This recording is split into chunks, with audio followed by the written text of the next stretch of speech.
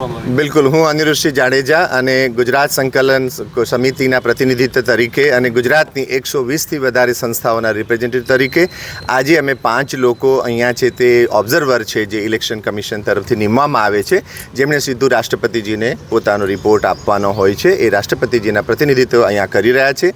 એમને અમે એક આવેદન આપ્યું છે. સાથે સાથે જેમની લો એન્ડ ઓર્ડરની જવાબદારી છે એવા ઝા સાહેબને પણ આજે અમે એક આવેદન આપ્યું છે.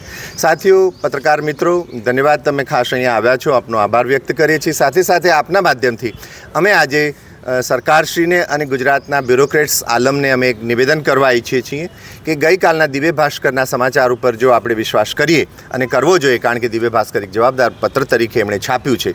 ગઈકાલના છે તે ન્યૂઝમાં છપાયું છે કે અચાનક રાતોરાત તંત્રને સ્વપ્નું આવે છે અને 210 જેટલા રાજકોટ છે તે ક્ષેત્રના બૂથોને એમણે અતિ સંવેદનશીલ ઘોષિત કરી દીધા છે.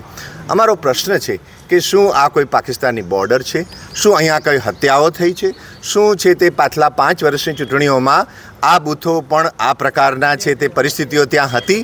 આ સાફ રીતે બતાય છે મિત્રો કે સરકાર અત્યારે ડરી ગઈ છે. ક્ષત્રિય આંદોલનથી એ બોખલાયા છે અને હાર્યો જુગારી બમણું રમે એમ સતત ભૂલો કરી રહ્યા છે. સરકારે ન ભૂલવું જોઈએ કે જે પ્રતિનિધિત્વ કરે છે નાગરિકોનું એ છે બ્યુરોક્રેટ્સ, એટલે કે તંત્ર. આજે તંત્રનો હળાહળ છે તે દુરુપયોગ થઈ રહ્યો છે. આમાં અમને ક્યાંય લોકશાહી નહીં પણ ઠોકશાહી બતાવી રહી છે અને આ બિલકુલ ચલાવી દેવામાં નહીં આવે. આજના અમે નિવેદનમાં છે તે બંને જવાબદાર અધિકારીઓને કહ્યું છે કે અને આજે ઓફિસ અવર્સમાં આની જાંચ કરો કે 210 એવા કયા બૂથ છે કે જ્યાં છે તે તમને અતિ સંવેદનશીલ ઘોષિત કરવામાં આવ્યા છે. શું કંઈ રાજકોટમાં કોઈ આતંક થયો છે? રાજકોટમાં અચાનક કોઈ ચૂંટણીને લઈને ક્યાંય બોમ્બ મુકાવાના છે? શું છે? અમને જવાબ આપો મિત્રો. આ છે તે લોકશાહીની હત્યા છે, નાગરિકના અધિકારની હત્યા છે. સતત અમે આપી રહ્યા છીએ, નિવેદન આપી રહ્યા છીએ. સાથે જ જે ઇલેક્શન કમિશનની છે તે એક જવાબદાર પ્રકારની વેબસાઇટ છે અને એક પેજ છે, એમાં પણ અમે નિયમિત રીતે ફરિયાદો કરીએ છીએ. એના પણ ગોળ જવાબો આપવામાં આવી રહ્યા છે. તો આ છે તે ગેરજવાબદાર વર્તન કરી રહી છે અત્યારે તંત્ર, અને સરકારના દબાણમાં આ બધું જ ચાલી રહ્યું હોય એવો અમારો આક્ષેપ પણ છે. જય માતાજી, હું ભાર્ગવી ગોહિલ. અહીંયા આપ સૌ જોઈ રહ્યા છો એ પ્રમાણે અમે જે ગઈકાલે પરમ દિવસે અને એના પહેલાં પણ નિવેદનપત્રોનો દોર ચાલુ છે, છતાં પણ સંતોષકારક જવાબ મળતો નથી. હાલમાં અમે સંપૂર્ણપણે લોકશાહી ઢબે ચાલી રહ્યા છીએ.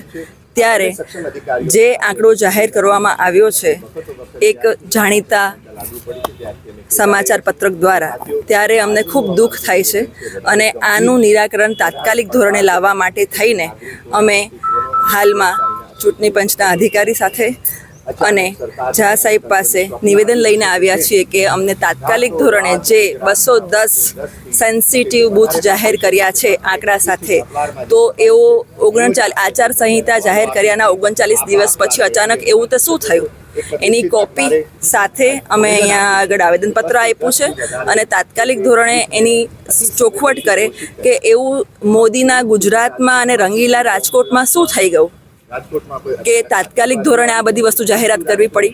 શું તમે સ્પેશિયલી કોઈ ટાર્ગેટ કરવા માંગો છો?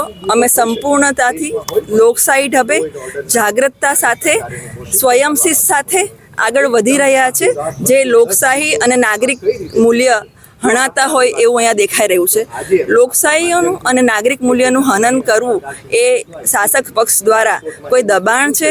અમે ચોખ્ખું, ટૂંકું ને ટચ, ચોખ્ખું ને ચટ, સીધું ને સટ, અહીંયા અમે એક જ નિવેદન આપી રહ્યા છે અને એની જાણકારી અમે આશા રાખીએ છીએ કે એ અમને ચોખ્ખાઈથી મળે, કોઈ પણ જાતના કરપ્શન વગર, તો એ વધારે આપને સરાહનીય રહેશે. અને બીજી મહત્વની વાત કે જો એ લોકો એવું સમજતા હોય તો એ કેટલા અંશે લોકશાહીમાં આખા રાજકોટ માટે હિતાવહ છે. જો એ બીજી જગ્યાએ પણ આવું જાહેરાત કરશે તો એનું પરિણામ યોગ્ય નહીં આવે. હજી સુધી અમે લોકો અહીંયા આગળ ખાલી માત્ર ને માત્ર દરેક સમાજને સાથે રહીને ચાલીએ છીએ અને સ્વયંભૂ સ્વીકૃતિ સાથે આગળ વધી રહ્યું છે. જો અહીંયા બધા જ પ્રતિનિધિત્વ એમ કહેતા હોય કે લોકશાહી ઢબે સ્વયંશિસ્તતાથી ચાલે છે, તો શાસક પક્ષ અથવા તો સરકાર તંત્ર દ્વારા અમને કોઓપરેટ કરવાની અમે આશા અભિલાષા રાખીએ છીએ. જય માતાજી.